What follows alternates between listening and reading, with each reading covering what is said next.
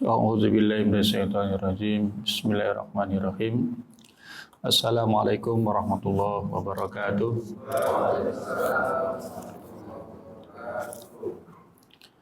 Alhamdulillah, wassalatu wassalamu ala rasulillah wa ala alihi wa ashabihi ajmain. Qala Allah Ta'ala, ya ayyuhalladzina amanu taqullaha haqqa tuqatih wa la tamutunna illa wa antum muslimun. Ya ayyuhan nasu taqu rabbakumul ladzi khalaqakum min nafsin wahidah wa khalaqa minha zawjaha wa batha minhuma rijalan katsiran wa nisaa'a wattaqullaha alladzi tasaaluna bihi wal arham innallaha kana 'alaikum raqiba. Bapak Ibu jamaah salat subuh yang dimuliakan Allah, bersyukur kepada Allah Subhanahu wa taala atas anugerahnya pagi hari ini kita bisa mengingatnya dengan baik. Kita bisa mensyukuri nikmat Allah Subhanahu wa taala dan juga bisa beribadah kepadanya dengan sebaik-baiknya. Ketika hal ini tidak mudah untuk dikerjakan. Jadi untuk pandai mengingat Allah, pandai mensyukuri nikmat Allah, beribadah dengan baik, itu sebenarnya amalan yang enggak mudah. Amalan yang tidak semua orang bisa mendapatkannya. Maka anugerah ini ketika kita bisa adalah anugerah yang besar, nikmat yang besar. Kenapa untuk melakukan 3 amalan di atas termasuk berat dan susah? Karena isyarat dari hadis Nabi SAW berupa doa yang beliau ajarkan kepada kita, yaitu Allahumma a'inni ala dzikrika wa syukrika wa husni ibadatika. Ini doa yang diajarkan oleh Nabi kepada Mu'adz bin Jabal radhiyallahu anhu. Pesan beliau adalah janganlah engkau meninggalkan doa ini pada setiap selesai sholat. Dan doa ini juga bisa digunakan di tahiyat akhir sebelum salam. Yang mengisyaratkan beratnya amalan ini adalah kalimat Allahumma a'inni. Allahumma a'inni. Allahumma ya Allah, a'inni tolonglah aku. Ada kalimat tolonglah aku.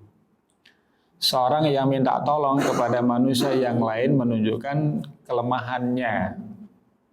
Lemah. Kenapa minta tolong? Karena merasa lemah, tidak mampu.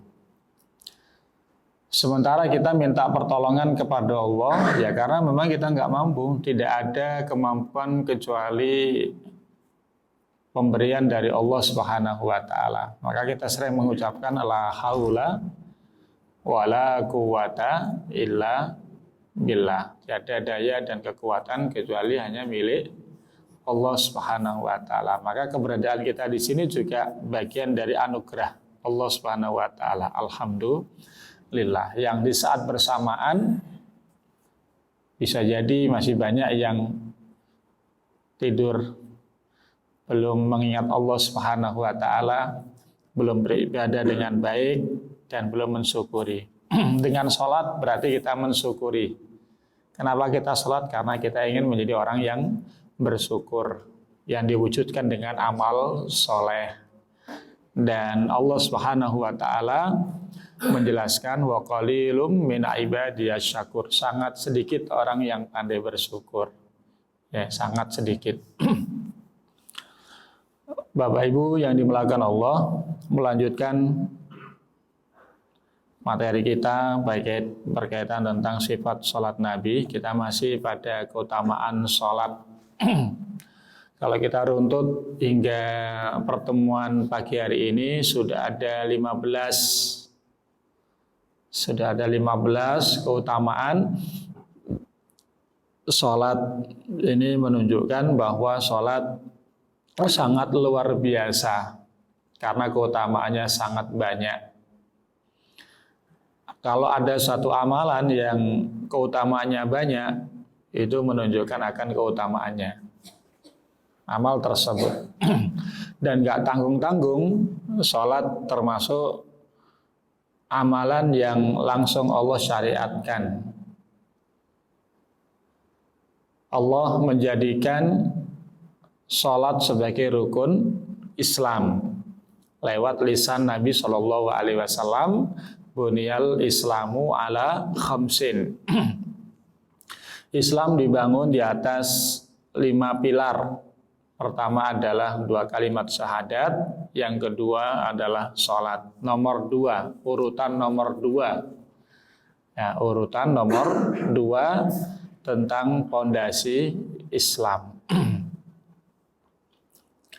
Baik, kita lihat di poin yang ke-16.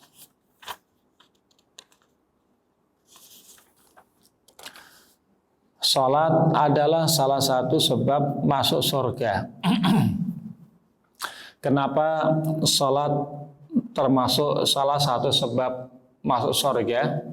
Karena sholat adalah bagian dari amal soleh. Nah, ini yang perlu kita ingat.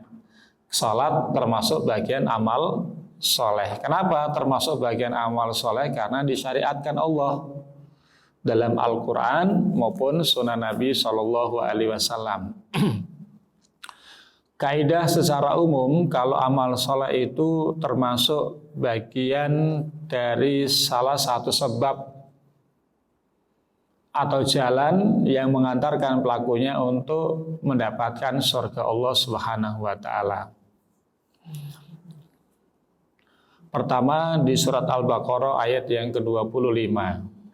Wa basyiril ladzina amanu wa amilus solihati anna lahum jannah. Berilah kabar gembira bagi orang-orang yang beriman dan beramal soleh. Nah, iman dan amal soleh. Apa kabar gembiranya? Bagi mereka adalah surga. Satu. Nih. Kemudian kaidah yang kedua masih di ayat surat Al-Ankabut surat yang ke-7, ayat yang ke-7, surat yang ke-29. Surat yang ke-29 ayat yang ke-7. Allah Subhanahu wa taala berfirman, "Walladzina amanu wa amilus shalihat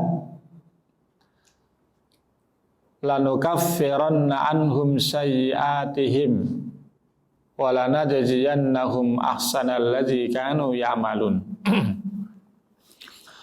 Dan orang-orang yang beriman dan beramal soleh, pertama, lanukaffiranna anhum sayyi'atihim, pasti kami hapuskan dosa-dosa mereka. Jadi salat kita ini selain menunaikan kewajiban karena iman kita kepada Allah, juga ada keutamaan lain, yaitu dihapuskan dosa-dosa kita. Satu langkah begitu kita keluar rumah, langkah pertama kita ayunkan kaki kanan, maka 1 atau 10 derajat ditinggikan. Begitu mengayunkan kaki sebelahnya yang kiri, maka ada 1 atau 10 kesalahan diampunkan oleh Allah. Maka jarak rumah kita ke masjid ini berapa langkah? Pak Muslih aja yang paling dekat ini, Pak Muslih ini. Harus muter dulu, Pak. Biar banyak ininya. Ya, kalau ujung sana ini yang paling jauh saya, karena di luar negara. Ya, di luar paling jauh ini. Rodanya muter terus. Nah, kita niatkan untuk sebagai bagian dari ibadah, insya Allah juga muternya roda itu juga termasuk terhitung. Ya. Kemudian walanajziyannahum ahsanalladzi kanu ya'malun. Dan akan diberikan pahala yang terbaik. Pahala yang terbaik itu adalah surga Allah Subhanahu wa taala. Itu dalil-dalil umum yang menyebutkan bahwa amal soleh itu termasuk sholat itu termasuk amal soleh dan menjadi asbab yang mengantarkan pelakunya untuk mendapatkan surga Allah Subhanahu wa taala. Jadi kita ini sekarang menanti surga. Jalan menuju surga. Kira-kira kalau jalan menuju Dieng ngantuk nggak?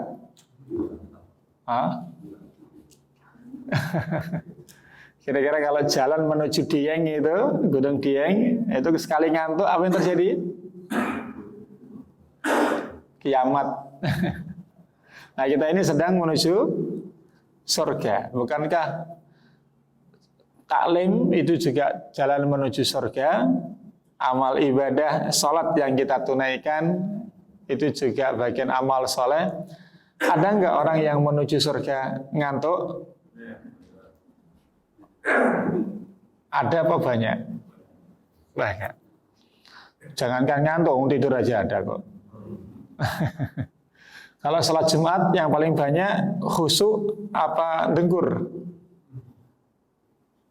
Nah, ini kan Masya Allah ya, membandingkan antara keinginan mencapai satu hal yang baik antara surga, antara akhirat dan dunia itu lebih semangat dunia, nggak pernah ngantuk. Masya Allah. Dari rawa bebek ke sini aja kalau ngantuk apa yang terjadi? Bisa-bisa nggak masuk violet, malah masuk ultraviolet nanti. Ya begitu berat dahsyatnya, begitu mengerikan dampak ya akibat ketika seseorang lalai dalam perjalanan. Nah, kita ini sekarang jalan menuju surga. Fafirru ilallah. Ya bersegeralah lari menuju Allah Subhanahu wa taala. Baik, secara spesifik di sini disebutkan pada poin yang ke-16 bahwa sholat salah satu sebab masuk surga. Kita baca, ini bukunya ada ya, bukunya sih ada. Nah, udah goyang-goyang, tanya bukunya goyang-goyang ini ya. Tuh disuruh ambil tuh, daripada pahala itu. Ya, insyaallah. Kayaknya bukunya semakin hari semakin berkurang ya. Kemarin banyak awal-awal. Banyak bukunya juga banyak yang melihat, yang membawa. Halaman 137. Kan ibu-ibu mau bawa bukunya. Nah, itu ada ini. Oke.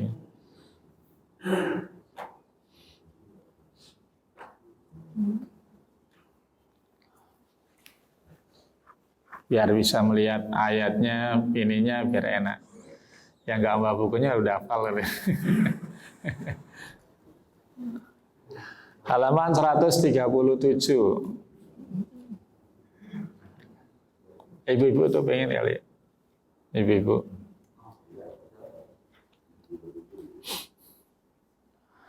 Kalau di Bintara itu wajib bawa. Kalau nggak bawa udah keluar aja dari masjid. Itu kalau di Bintara, kalau di sini ya nggak tahu. Kalau digituin, kalau di Bintara itu wajib itu. Kalau nggak omelin itu. Itu sudah taraf bisa ngomel Pak, berani ngomel itu. Kalau sini perlu melangkah. Salat menjadi salah satu sebab masuk surga dan sekaligus menjadi teman Nabi Shallallahu Alaihi Wasallam di dalamnya. Tuh, masya Allah ya. Apa satu sebab masuk surga, yang kedua menjadi teman. Jadi untuk menjadi teman Nabi itu ada dua amalan. Satu salat, dua memuliakan anak yatim. Memuliakan anak yatim. Jadi bahasa yang kami lebih setuju itu bukan menyantuni. Bukan menyantuni anak yatim, tapi memuliakan anak yatim. Kalla balla tukrimunal yatim. Tukrim. Tukrim itu ya akrama, memuliakan. Bukan sekedar menyantuni, tapi memuliakan. Kalau menyantuni wis iki lah, segitu ya. Bahasanya. Tapi kalau memuliakan, maka ibaratnya seorang yang ketika mengasuh anak yatim ya seperti mengasuh anaknya sendiri. Nah, kata Nabi, ana wa kafil yatim fil jannah. Saya dengan kafil yatim, kafil itu ya menafkahi, kemudian memberikan pakaian, sandang pangan, papan, ya. Kemudian mendidik, membina, itu namanya kafil. Ya, kafil. Justru kita yang harus mengeluarkan, bukan malah menggerogoti harta anak yatim. Itu haram, dosa, zalim. Ya. Kata Nabi KHT ini, itu seperti ini. Dekat ya. Jadi yang mau dekat dengan Nabi, ya punyalah perasaan dengan anak yatim. Ya kalau kita patungan ya sebulan 50.000 untuk biaya sekolahnya dan sebagainya, ya itu ya 1 orang, 2 orang, 3 orang. Karena Nabi menjanjikan bahwasanya orang yang kafil yatim itu adalah investasi akhirat. Karena pahalanya terus mengalir sampai kiamat meskipun pelakunya sudah wafat. Jadi meskipun kita sudah wafat, maka tetap pahalanya mengalir. Apalagi anak yatim terus kemudian kita sekolahkan di tahfidz Al-Quran, maka setiap huruf yang keluar dari lisannya itu akan juga pahalanya mengalir ke kita. Lalu dia menjadi orang baik mengajarkan Al-Quran kepada orang lain, 1000 orang yang diajarkan, 1000 pahala juga mampir ke kita. Saldonya kling sampai hari kiamat. Meskipun pelakunya sudah wafat. Kenapa? Karena termasuk sedekah jariyah. Ya, kita tidak bisa memberikan sesuatu, hanya bisa menjadi fasilitator saja. Nah, termasuk yang kedua adalah sholat. Jadi sholat. Makanya kenapa sholat itu diiringkan dengan zakat, agar supaya dengan zakat yang terkumpul itu bisa mengelola itu semua. Sholatnya di masjid, zakatnya, infak sedekahnya di masjid. Jangan sampai sholatnya di masjid Al-Faruq, zakatnya di masjid al yang lain. Nah, maka kalau ada pengurus, ya harusnya infaknya juga di masjid. Masjid di mana dia bertempat. Bukan Istiqlal. Istiqlal udah banyak duitnya. Ya, Al-Faruq, Al-Furqan. Nah, Al-Faruq itu ya Al-Faruq. Hal ini berdasarkan hadis dari sahabat Rabi'ah bin Ka'ab al-Aslami. Rabi'ah bin Ka'ab al-Aslami radhiyallahu anhu, ia berkata, aku pernah bermalam bersama Rasulullah sallallahu alaihi wasallam. Aku pernah bermalam bersama Rasulullah sallallahu alaihi wasallam. Lalu aku membawakan air wudhu dan keperluan beliau. Ini sunnah menjadi melayani seorang ulama.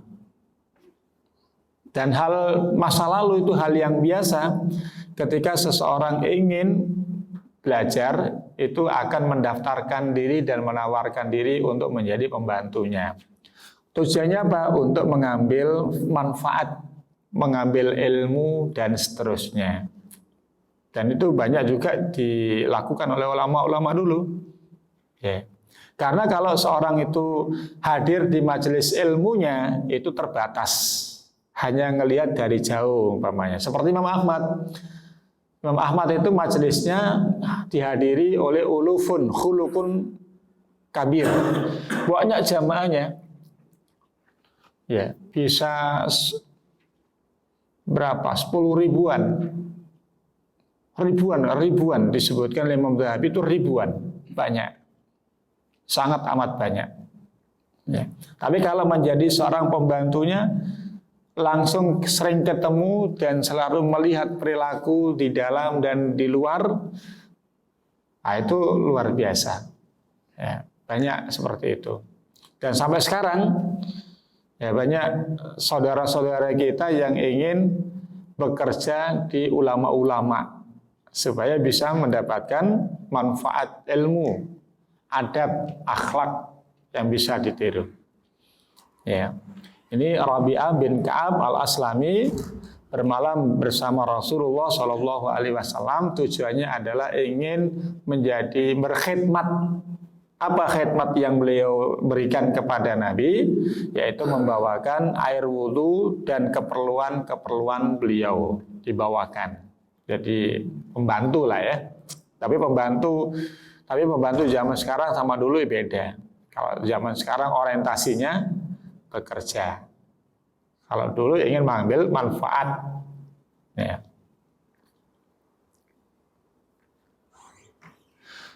Lalu beliau bersabda kepadaku, mintalah. Nah, setelah membantu, Nabi mengatakan kepada Rabi'ah bin Ka'ab al-Aslami, wahai Ka'ab, mintalah kepadaku. Mintalah. Ini kalau diambil faedahnya, kalau habis ada orang yang membantu kita, boleh dikatakan, kamu minta apa? Yang punya pembantu di rumah pernah nggak? Habis nyapu ngepel dari ujung atas sampai ujung bawah, keringetan, terus kamu mau minta minum jus apa? Pernah nggak? Itu menghargai, itu menghormati. Tidak hanya gaji bulanannya, tapi juga ada perlu sentuhan-sentuhan yang membahagiakan. Lalu aku katakan, aku minta agar aku bisa menemanimu di surga. Ini Ka'ab. Satu saja yang saya minta, yaitu agar supaya aku bisa menemanimu di surga. Sebagaimana malam ini saya menemanimu, berkhidmat kepadamu ya Rasulullah. Saya juga minta nanti di akhirat juga bisa menemanimu. Apa faedah pentingnya di sini? Kalau minta yang terbaik. Minta yang sifatnya abadi. Kalau sudah di surga kan abadi. Kalau minta di dunia apa? Yang terbaik itu adalah keberkahan. Ya, bukan harta yang banyak, nggak berkah. Kan ada juga ya sering kita contoh orang ngoyo-ngoyo sampai stres-stres nyari harta. Begitu dapat buat ngobati stresnya, maka orang ini benar-benar stres. Ya, udah ngoyo-ngoyo ya sampai stroke. Begitu dapat nggak bisa makan karena takut stroke-nya kambuh. Nah, ini orang betul-betul stroke. Nah, kalau sudah stroke kan susah. Ya, sudah. Jadi mintalah sesuatu yang baik, sesuatu yang terbaik, yang bermanfaat, yang bisa membawa kebaikan dunia dan akhirat. Apa itu? Ya keberkahan. Punya rumah ya berkah, punya kendaraan ya berkah, berkeluarga juga berkah, punya harta juga berkah, dan lain sebagainya berkah. Apa itu berkah? Berkah itu adalah ziyadatul khair, nambah baik, nambah baik, nambah kebaik. Kebaikannya selalu nambah. Hidup diberikan keberkahan, semakin hari semakin berkah, semakin baik, semakin berkah, semakin baik, semakin berkah. Terus seperti itu. Jadi satu ya Rasulullah yang saya minta bisa menemanimu di surga. Lalu Nabi Shallallahu Alaihi Wasallam bertanya, apa ada yang lain? Yang lain ada enggak? Kata Rabi'ah bin Ka'ab, hanya itu saja. Enggak minta dunia, enggak minta kerajaan, enggak minta pasukan, enggak minta keterkenalan, hanya satu yang minta bisa menemani Nabi di surga. Berarti tujuan kita bagaimana hidup ini bisa sampai ke surga. Maka Allah ingatkan, wala tamutunna illa wa antum muslimun. Jangan wafat kecuali dalam keadaan muslim. Ketika orang itu wafat dalam keadaan muslim, insya Allah itu tanda husnul khatimah. Husnul khatimah, insya Allah jalannya lempeng satu menuju surga Allah Subhanahu wa Ta'ala. Nah, Rasulullah Shallallahu Alaihi Wasallam menimpali lagi. Rabi'ah mengatakan hanya itu saja ya Rasulullah. Maka kemudian Rasulullah Shallallahu Alaihi Wasallam bersabda mengatakan kepada Rabi'ah bin Ka'ab al-Aslami, fa'inni, maka tolonglah aku. Ya, karena kamu minta surga bisa menemani aku, sekarang tolong aku. Ya, tolong aku apa ala nafsika, hendaklah engkau wajib bikasratis sujud, perbanyak sholat, perbanyak sujud, perbanyak sholat.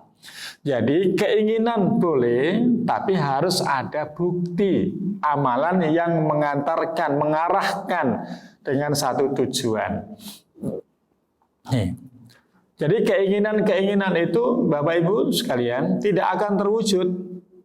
Ingin jadi orang baik tidak akan terwujud kalau tidak ada usaha upaya menjadi orang baik.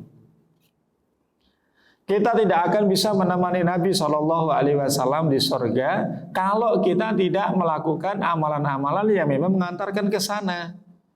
Di antaranya secara umum adalah amal soleh jadi orang baik. Jadi ini diminta juga. Jadi tidak cukup ditanya mintanya ini terus kemudian keinginannya dikabulkan, terkabul, dikabulkan, enggak, tapi juga harus diiringi dengan bukti amalan. Apa amalannya? Fa'inni ala nafsika bikasratil sujud. Hendaklah engkau memperbanyak sujud, yaitu sholat maksudnya. Kalau masalah dunia adalah kalau seorang itu lapar maka dia makan. Nah, ternyata udah disiapin itu. Mana ini yang ganggu? Tapi masya Allah ya, jasmani rohani dapat, jasmani sehat insya Allah. Kalau seorang haus maka apa yang harus dilakukan? Minum. Kalau seorang pengen pintar dalam bidang ilmu tertentu maka lakukan itu. Walladzina jahadu fina lanahdiyannahum subulana. Barang siapa yang bermujahada, semangat, maka Allah Subhanahu wa taala akan mudahkan jalan menuju yang dicita-citakan. Bayangkan, kira-kira menuju surga itu sulit nggak Pak? Sulit ya? Sulit. Ya, harus mempertahankan melek itu kan. Sebelum subuh sudah harus bangun ya. Nah, kita di sini sabar-sabar di sini adalah untuk apa? Untuk ke surga. Gak ada orang yang lengket dengan kasurnya kemudian tiba-tiba masuk surga. Artinya ya lengket itu ya berarti gak amal soleh, gak ada amalan yang dilakukan. Hanya bermimpi, berkeinginan. Seperti orang-orang Yahudi dan Nasara, mereka punya angan-angan untuk masuk surga dan bahkan mengklaim tidak ada yang bisa masuk surga kecuali golongan mereka. Tapi kata Allah, tilka amaniyuhum, itu hanya angan-angan saja, nggak ada buktinya. Loh kok nggak ada buktinya? Ya nggak ada buktinya. Apa buktinya? Nah, buktinya di surat Al-Fatihah, di mana kita diminta oleh Allah supaya kita selalu minta kepadanya dijauhkan dari dua jalan yang menyimpang kanan kiri. Kita pengen yang lurus. Ihdinas siratal mustaqim, siratal ladzina an'amta alaihim ghairil maghdubi alaihim waladdallin. Kita diminta jalan tengah, jalan lurus. Dan diminta juga supaya dijauhkan dari jalan yang dilalui oleh orang-orang yang dimurkai oleh Allah, juga dari jalan yang disesatkan oleh Allah Subhanahu wa taala. Siapa golongan yang dimurkai oleh Allah? Al-Yahud, orang-orang Yahudi. Siapa golongan yang disesatkan oleh Allah? Orang-orang Nasara. Kenapa satu dimurkai, satu disesatkan? Dimurkai karena ilmunya banyak, tapi tidak diamalkan. Satu sesat amalnya banyak, tapi tidak sesuai dengan ilmu. Pokoknya yang penting ke masjid, yang penting sholat, ada orang kayak gitu. Yang penting setoran. Ya nggak bisa. Karena ibadah itu ada aturannya, ada SOP-nya. Begitu nggak dilakukan, ya sudah. Apa contohnya? Contoh konkretnya di surat Al-Maidah ayat yang ke-27, kisah dua orang anak kandung Adam. Iz qarraba qurbanan fatuqbila min ahadihima wa lam yutaqabbal minal akhar. Begitu kedua orang anak kandung Nabi Adam melakukan ibadah berupa korban, maka setelah itu SOP-nya adalah ada yang diterima, ada yang tidak diterima. Bisa jadi amalan yang kita lakukan ada yang diterima, ada yang nggak diterima. Bisa jadi. Kenapa? Karena diterima disebabkan karena sesuai dengan SOP-nya, nggak diterima karena tidak sesuai dengan SOP-nya. Pernah nggak kita ibadah riya? Tiba-tiba muncul riya pamer, oh saya itu hebat. Pernah nggak kita meremehkan orang lain? Ah, dia mah nggak pernah sholat subuh di masjid, nggak kelihatan, jangan-jangan nggak sholat. Itu meremehkan apa ngasih tahu? Gimana? Itu meremehkan orang apa ngasih tahu orang itu? Dia mah, itu nggak pernah ngaji ya. Ngaji-ngaji pas ada siapin makanan. Ini sudah mulai ya. Berarti mulai hari ini terusnya Pak ya? Iya Pak. Disiapin seperti itu berarti mulai hari ini dan seterusnya ya. Wah. Apa ini karena habis nyembeli gitu? Kita doakan ya orang-orang baik insya Allah. Karena ini juga bagian dari perangkat menuju surga. Berarti tidak boleh dihilangkan. Mana setuju? Nggak ada yang setuju. Setuju Pak? Nggak ada yang setuju. Ya makanya karena nggak ada yang setuju ya akhirnya. Jadi salat itu juga bagian daripada zikir, ingat Allah Subhanahu wa taala. Perbanyak salat. Salat itu kan berarti amalan ya. Amalan. Pengen menemani Nabi di surga itu harapan keinginan. Kemudian Nabi perintahkan, bantu saya, kamu juga harus sholat. Jangan punya keinginan saja, ngayal namanya itu. Ya, berarti harus ada bukti amalan yang bisa mengantarkan kepada tujuan yang ingin dicapai. Nah itu, ya harus sholat, jangan nggak sholat. Kalau sholatnya setahun 2 kali, gimana itu? Kira-kira nyampe nggak itu?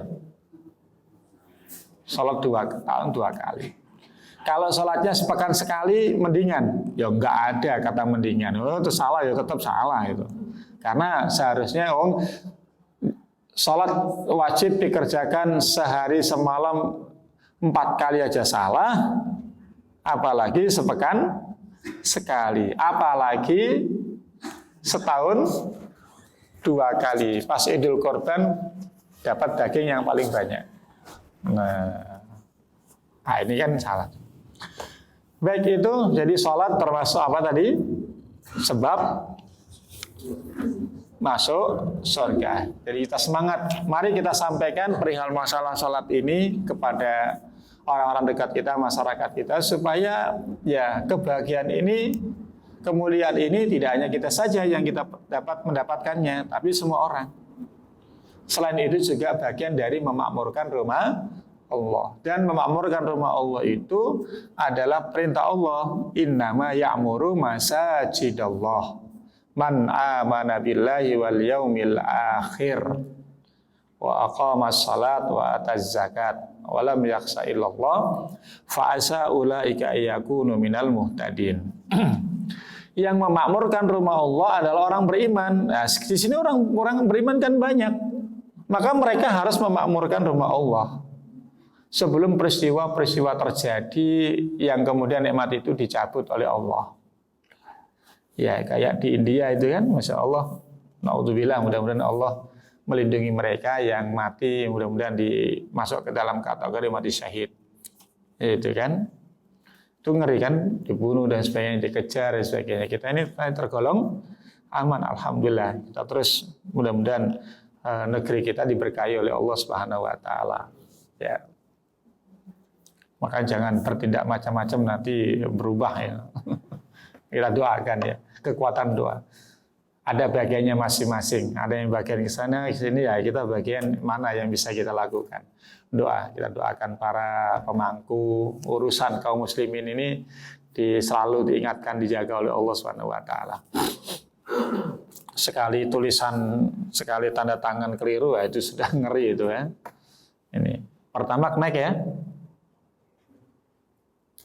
Pertamax naik 15.000. Apa belum naik?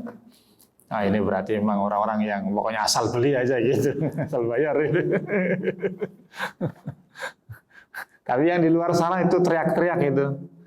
Ini kemarin bicara sama tukang gas itu sebulan apa setahun apa beberapa bulan ini naik udah 3 kali. Kalau mereka teriak, kalau kita asal beli aja gitu kan. Alhamdulillah masih Allah berikan kemudahan bisa asal beli, nggak mikir-mikir ini beli enggak ya nggak matang nasinya. Tapi kan udah pakai listrik ya, colokin. Iya. Banyak kemudahan insyaallah. Baik, yang ke-17, malaikat bersolawat kepada orang-orang yang sholat Allahu Akbar. Dekat dengan Nabi, jalan menuju surga, disolawati malaikat. Orang apa keutamaannya? Malaikat akan bersolawat kepada orang yang mengerjakan sholat selama ia masih tetap berada di tempat sholat. Ya kayak kita gini, habis sholat kemudian masih duduk di sini. Itu dianggap masih sholat dan disolawati oleh para malaikat. Jadi di sini, jadi kita kan kepingin disolawati kan ya. Jadi kalau kita ingin selalu mendapatkan sholawat dari para malaikat, berarti di sini sampai jam berapa, Pak? Hah? Sampai jam berapa kira-kira maunya? Supaya selalu mendapatkan sholawat. Ya. Orang tersebut dianggap masih mengerjakan sholat selama ia tetap di tempatnya. Nah, kita kan di masjid. Itu banyak. Tidak hanya pas sholatnya, pas ini ya dianggap apa? Dianggap masih sholat. Keberadaan kita di sini juga di majelis ilmu di rumah Allah itu juga bisa mengundang doa semua makhluk.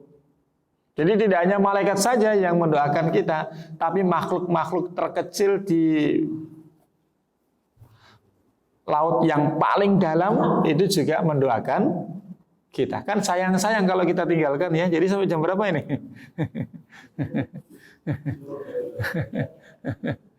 Ya sayang-sayang banget lah. Iya. Kita lihat hadisnya dari sahabat Abu Hurairah radhiyallahu anhu, beliau mengatakan bahwa Rasulullah shallallahu alaihi wasallam bersabda, "Shalatur rajuli fil jama'ati tudha'afu ala salatihi fi baitihi wa fi suqihi 25 dha'fan." Salat seseorang dengan berjamaah akan dilipatkan 25 kali lipat daripada sholat yang dilakukan di rumah dan di pasarnya, yang dilakukan sendiri. Yang demikian itu wadzalika annahu idza tawaddaa fa ahsanal wudu. Syaratnya kalau kita ingin mendapatkan itu, tapi dilakukan berjamaah.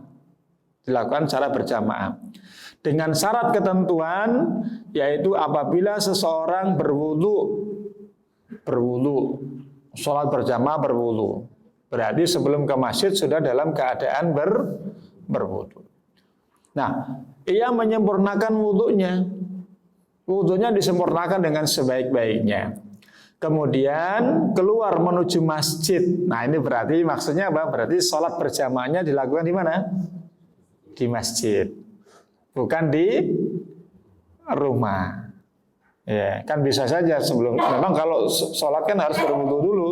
Tapi ini konteksnya adalah sholat berjamaah yang dilakukan di masjid. Bila kita ingin mendapatkan 25 derajat, lakukan jam berjamaahnya di masjid, tapi syarat ketentuannya dari rumah sudah berwudu. Bagaimana kalau batal di tengah jalan? Yang penting dari rumah sudah keadaan wudu.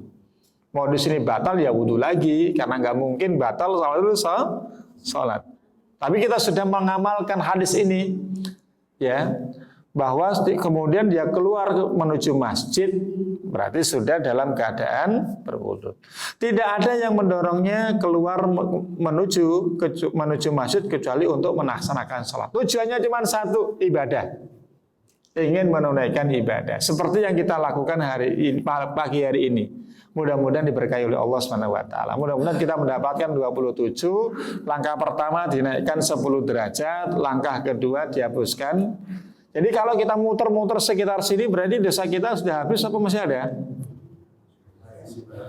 Hah? Kalau kita muter-muter dulu, biar banyak. Kira-kira dosanya masih ada apa udah habis? Habis pagi ini, nanti siang ada lagi. Ya, bisa jadi ada ya, tapi kita utamakan istighfar, mudah-mudahan Allah ampunkan dosa-dosa kita. Tidaklah ia melangkahkan kakinya kecuali satu langkah itu derajatnya diangkat. Dan dengan langkah itu dihapuskan kesalahan. Nanti kalau ada riwayat yang lebih detail lagi, langkah kaki pertama diayunkan 1 atau 10, nanti dalam riwayat yang lain itu 10 derajat diangkat. Dimuliakan Allah. Nah, kalau dari Rawabeh ke sini itu berapa langkah ya? Kalau masih di kompleks ini standar-standar ya. Yang paling banyak ya yang di ujung sana. Pak Karta nggak tahu, Pak Karta gimana Pak Karta? Ujung sini apa ujung sana gitu. Jadi kalau mau ini ya jam 4 berangkat sana dulu, niatkan untuk ini. Niatnya apa? Ingin memperbanyak langkah, bikasratil khuta. Nah, memperbanyak langkah. Dan itu pernah dilakukan oleh ulama-ulama dahulu. Jadi mereka itu ketika mau ke masjid itu langkahnya kan kalau kita biasa melangkahkan serok gitu ya. Ini enggak segini, Pak. Kayak ngukur jalan itu. Segini, ini. Nah, kalau kita berada di sini pas ke masjid dengan langkah seperti ini, kira-kira kata orang apa?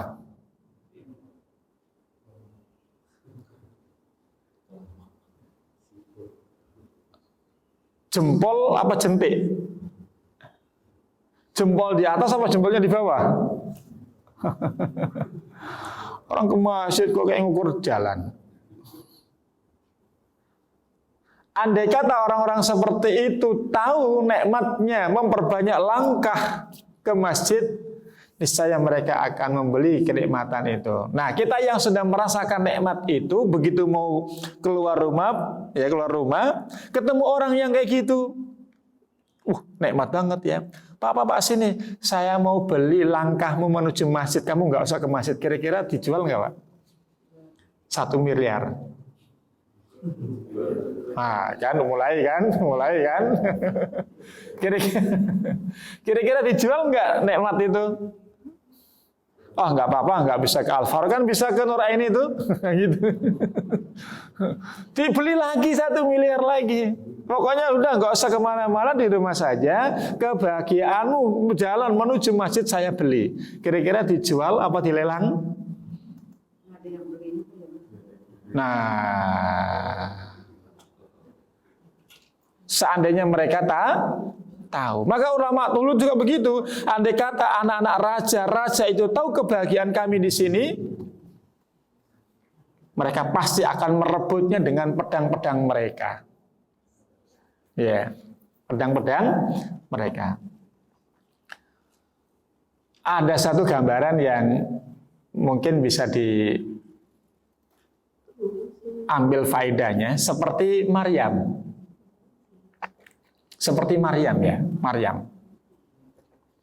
Maryam itu dalam kondisi sosial itu kan selalu di kamar saja kan, mihrab kan, nggak kemana-mana, nggak kerja, nggak apa. Mungkin orang kalau sekarang bahasanya, loh kamu di situ terus itu mau ngapain, makan apa, gitu kan? Pasti banyak celaan itu. Kamu kok di rumah aja, apalagi orang tua, itu bisa jadi masalah juga. Bukan hanya orang luar, tapi keluarga juga pasti memasalahkan. Mau di rumah aja, ngapain di situ? Ibadah aja, memang kenyang dengan ibadah gitu kan. Ada kayak gitu ya, sholat mulu, memang kenyang dengan sholat. Dia lupa keberkahan yang Allah berikan. Apa yang terjadi? Rezeki yang Allah berikan itu aneh. Musim panas, rezekinya biasa tumbuh musim dingin. Di musim dingin, Allah kasih rezeki yang biasa ada di musim panas. Kalau kita musim panas ya musim panas, musim dingin ya musim dingin. Kenapa? Tingkat keberkahannya berbeda. Kenapa berbeda? Ngaca diri amalannya juga berbeda jauh. Maka ketika Nabi Zakaria mengatakan, dari mana ini kok kamu bisa ini? Padahal selama ini dikunci istilahnya. Nggak ada orang yang datang. Kamu itu wanita yang suci, nggak pernah bergaul dan itu, nggak ini dan sebagainya. Qalat huwa min indillah. Ini semuanya dari Allah Subhanahu wa taala. Tuh, orang nganggur ibaratnya kalau bahasa kita nganggur, nggak kerja, nggak kemana-mana, rezekinya Allah datangkan. Dan kami yakin di antara kita pasti pernah mengalami hal-hal yang seperti itu. Ya. Kok nikmat setelah keluar dari ini, ya, itu kan ada juga. Dulu waktu kerja di perusahaan, wah sholatnya susah, sekarang wah nikmat ya. Mungkin bagi orang lain, gitu ya. Tapi bagi dia, wah itu nikmat luar biasa. Ibadahnya bisa tenang, nggak diburu-buru dan sebagainya. Jadi kalau pas sholat, pas ruku atau sujud, yang sebelah belakangnya itu tetap tertutup, gitu kan. Kalau di perusahaan kan biasanya kebuka itu, ya karena terlalu kecilnya pakaian. Nah itu kan bisa jadi nggak sah itu. Kalau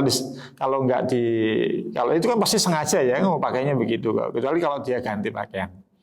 Nah ini. Jadi para ulama dulu seperti itu, Bapak Ibu sekalian. Nanti kita bisa juga coba berlatih ya. Terutama yang dekat-dekat depan rumah ini. Ini sedikit ya gini aja. Jangan tengok-tengok dulu ada orang enggak. Gini baru gini. Kalau nggak ada orang baru begini. Kalau ada orang serat-serat. Nggak apa-apa. Kok begitu? Ya, syiar sampaikan ini ada syariatnya, ingin mendapatkan pahala yang banyak. Tapi berangkatnya jangan pas mau qomat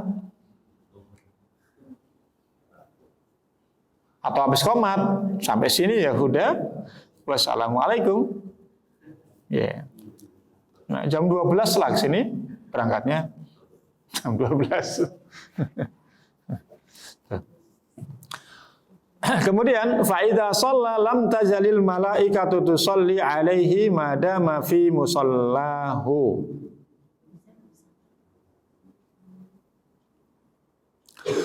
Apabila ia salat dengan berjamaah, salat berjamaah alhamdulillah, maka malaikat akan senantiasa bersolawat atasnya. Malaikat innallaha wa malaikatahu yusalluna 'alan nabi. Ya ayyuhalladzina amanu shallu alaihi wa sallimu taslima. Allah dan para malaikat bersolawat. Karena di sini disebutkan malaikat, tidak disebutkan nama malaikat, itu menunjukkan bahwa semua malaikat mendoakan kita. Bukan satu malaikat, tapi banyak malaikat mendoakan bagi orang yang sholat berjamaah.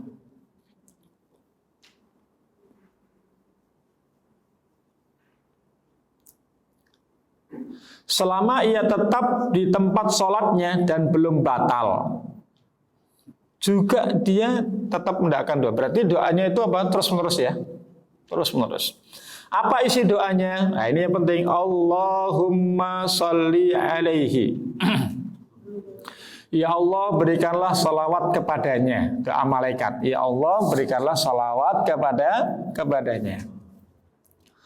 Allahumma arhamhu, ya Allah berikanlah rahmat kepadanya. Rahmat.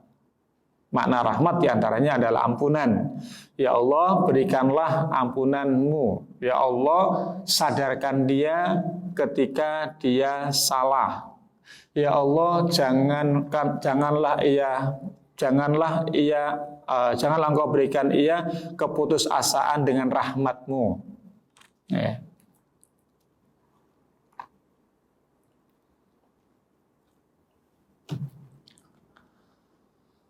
Wala yazalu ahadukum fi salatin man tadharas salat. Salah seorang di antara kalian tetap dalam keadaan salat, mendapatkan pahala salat selama ia menunggu datangnya waktu salat. Jadi salat subuh kita kan nunggu nih. Ya, nanti salat subuh sampai salat duhur itu dihitung sebagai salat. Duhur ke asar, asar ke maghrib, maghrib isya, isya subuh. Terus seperti itu.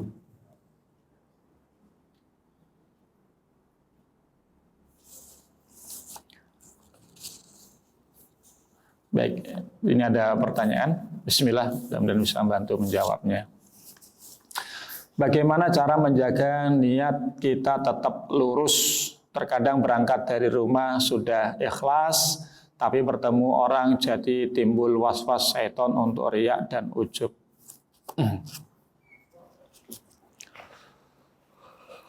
Caranya gimana?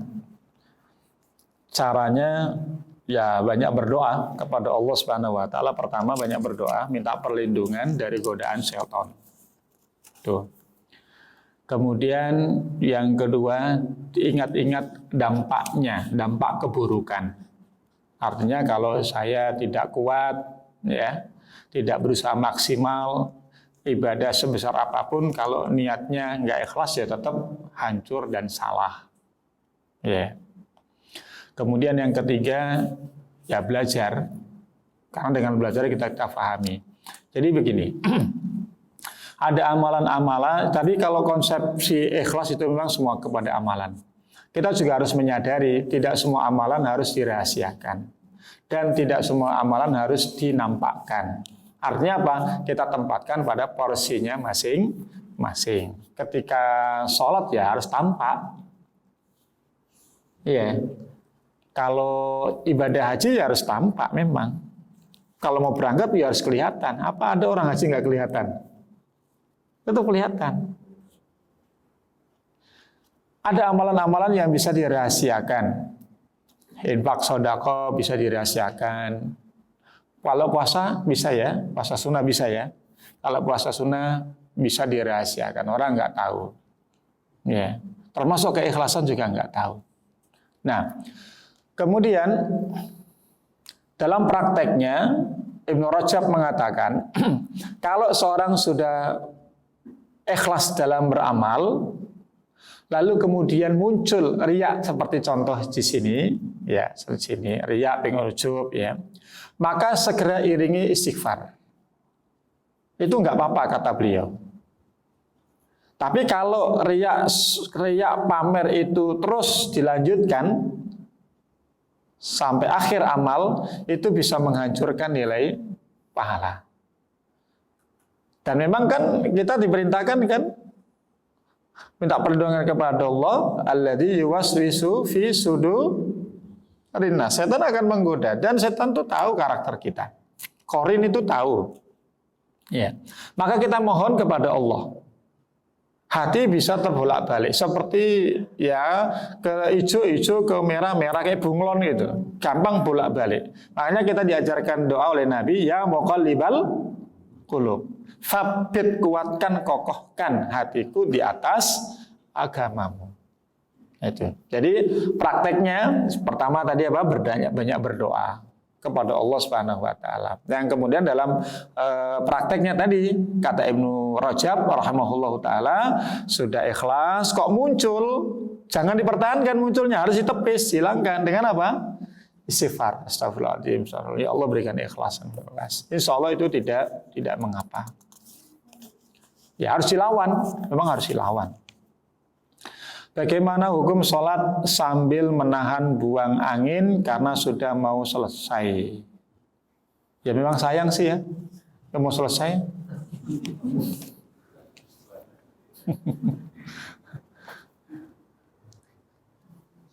Jadi kok apa ini aneh-aneh? Nggak boleh, harus dibuang dulu. Harus dibuang terlebih dahulu. Dan termasuk tidak dibolehkan. Perkara yang tidak dibolehkan adalah menahan angin atau air kecil atau air besar atau angin. Itu nggak boleh. Ya nggak apa-apa, paling nggak kita sudah mendapatkan niat. Ya qadarullah di tengah jalan ada gangguan. Ya, tapi memang sayang sih. Ini sering terjadi ya? Sering ya? Atau sering alami? Janganlah. Termasuk tidak diperbolehkan. Bila ada wanita atau ibu sholat subuh di rumah baru ke masjid ikut taklim subuh, apakah boleh sholat syuruk setelahnya? Boleh. Boleh sholat syuruk. Syuruk itu kan sholat duha di awal waktu. Di awal waktu. Hanya keutamaan urutannya ya ketika berada seperti ini nih, habis sholat, kemudian berdiam, menunggu sampai waktu syuruk dilebihkan. Berapa menit? 15 menit kan? Sementara syuruk itu jam 6 lebih 3 atau 4 kalau nggak salah. Ya. Berarti ditambah lagi 10 menit lagi lah. Jadi ditambah lagi ya. Biar aman, cari waktu aman. Pahalanya apa?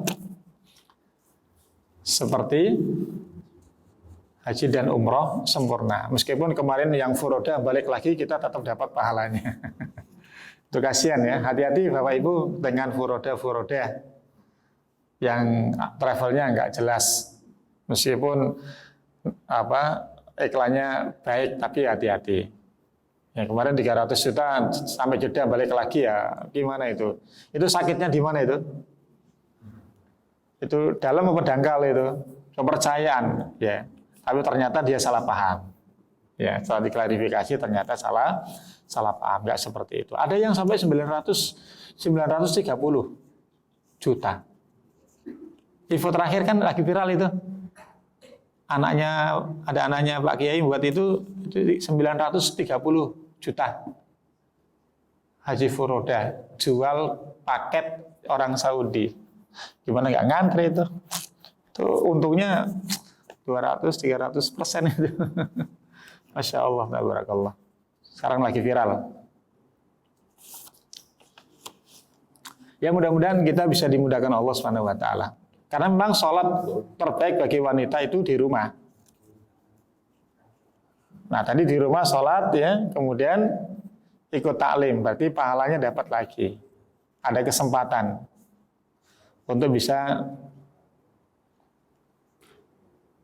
sholat saja. Baik, itu. Kemudian berikutnya niat sholat sajadah. Sholat sajadah maksudnya gimana?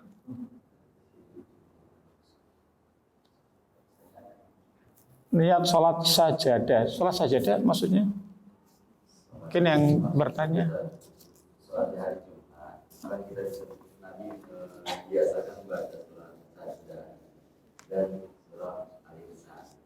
Sholat sajadah kan ada ayat sajadah itu ketika sholat. Oh, maksudnya sujud tilawah. Sujud tilawah. Yang bukan sholat namanya, bukan sholat sajadah namanya. Ya kalau ditanyakan sholat sajadah ya nggak ada sholat sajadah. Artinya sholat yang di dalamnya dibacakan ada ayat sajadah yang disunahkan untuk sujud. Ya. Jadi kalau sholat sunnah sajadah. Ya apa sholat sunnah sajadah itu belum tahu. Oh alam saya nggak tahu. Kalau tadi kan disampaikan Pak Ustadz nih, sholat yang bacaannya ada sujud tilawah sajadah, ada al-insan kan berarti Jumat kan, Jumat pagi biasanya kan Jumat. Nah, itu bukan sholat sajadah namanya ya, sholat subuh. Cuman ada kesunahan membaca surat. Ini kan niat sholat nih, bukan surat. Niat sholat sajadah. Nah berarti kan ada sholat sajadah. Nah saya belum tahu sholat sajadah. Kalau yang tadi pengertian yang pertama, sholat yang di dalamnya ada bacaan sujud tilawah atau sajadah itu, ya bukan namanya sholat sajadah, ya sholat wajib, cuman di dalamnya ada sunnah, ada waktu-waktu tertentu disunahkan bacaan yang di dalam bacaan itu ada sunnah untuk sujud tilawah. Di antaranya al-insan. Kalau as-sajadah itu di Al-Bukhari nggak masuk itu, nggak masuk, nggak ada sunnahnya kalau di Bukhari ya. Allah a'lam bishawab. Nah, kapan dilaksanakannya? Doanya apa saja? Wallahu a'lam. Kalau dilihat dari pertanyaan soal sajadah, wallahu a'lam kami belum tahu. Tapi kalau yang dimaksud tadi yang pertama, kapan dilaksanakan? Ya hari Jumat. Apa doanya? Doa yang masyhur yang disampaikan para ulama ya seperti pas sujud ya. Doa ya seperti doa sujud. Itu yang kuatnya ya, yang kuatnya. Wallahu a'lam bishawab. Bila semalam bersama suami bangun tidur subuh langsung sholat. Aduh, gimana ini ya? Mengerti gimana ini? Bila semalam bersama suami bangun tidur subuh langsung sholat, ya wudhu dulu lah. Pas sudah jam 6 atau 7 baru ingat tadi belum mandi junub sebelum sholat subuh. Oh gitu maksudnya. Apa yang harus dilakukan? Mandi dulu, ulangi sholatnya. Karena masih junub, nggak sah. Kapan ingat? Ini dianggap kapan ingat? Anggap nggak sadar. Nggak sadar itu maksudnya bukan nggak sadar. Ini artinya nggak inget lah gitu kan? Karena termasuk 3 golongan yang diangkat penanya.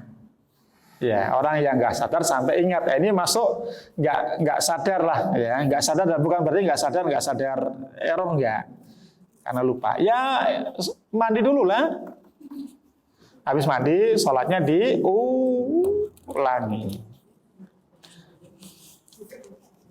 Ya hal-hal seperti ini pasti terjadi lah. Pasti ada yang terjadi. Assalamualaikum, semoga dalam keadaan sehat untuk Ustaz yang kurang amin. Afan, ana mau nanya, jika wanita sedang sakit haid dalam 1 bulan tidak berhenti, apakah sholat bisa dilakukan dalam kondisi haid tidak normal? Nah, dalam fikih kalau memang kan haid itu ada batasannya ya, ada batasannya. Kalau di luar batasannya, ya udah, berarti dianggap istihadah. Tinggal tetap berarti sholat. Tapi ditahan darahnya gimana supaya nggak keluar. Nanti kalau setiap mau sholat, ya wudhu lagi. Jadi kalau sudah di luar, ini apalagi ini diiringi dengan sakit. Jadi kan batas-batasannya kan sudah ada. Kalau ciri-cirinya sudah nggak ada, berarti dia masuk istihadah. Istihadah dan haid kan berbeda hukumnya. Itu apa yang bisa kami sampaikan, mudah-mudahan bermanfaat. Mohon maaf kalau ada kurang dan khilaf. Mudah-mudahan Allah mudahkan ya urusan kita semua, dimudahkan urusan agama, ibadah kita. Mudah-mudahan semakin hari diberkahi oleh Allah Subhanahu wa taala. Mohon maaf kalau ada kurang dari kami, kalau lebih kebenaran datangnya dari Allah Subhanahu wa taala. Subhanakallahumma wa bihamdika asyhadu alla ilaha illa anta astaghfiruka wa atubu ilaik. Assalamualaikum warahmatullahi wabarakatuh. wabarakatuh. Waalaikumsalam warahmatullahi wabarakatuh.